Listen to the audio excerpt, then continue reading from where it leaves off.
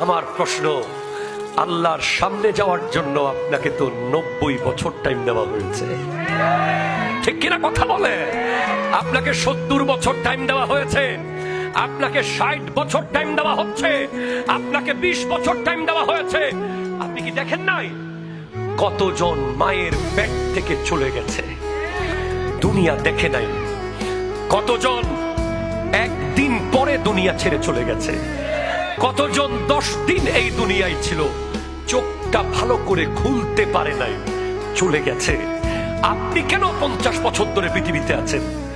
আমি কেন 40 বছর ধরে পৃথিবীতে আছি? উনি কেন 60 বছর ধরে পৃথিবীতে আছে? তার একটাই উত্তর হচ্ছে, আল্লাহ আপনার সিজদাকে পছন্দ করে, আল্লাহ আপনার জিকিরকে পছন্দ করে, রব আপনাকে ভালোবাসে। তাই রব চায় যে আপনি ফিরে আসেন। আপনি আগামীকাল হলেও আসেন, আপনি পরশুদিন হলেও আসেন, আপনি এক সপ্তাহ পরে হলেও আসেন, ফজরে আসেন, নয়তো জোহরে আসেন, নয়তো আসরে আসেন, নয়তো মাগরিবে আসেন, নয়তো এশাতে আসেন। রব চায় আপনি সিজদায় আসেন।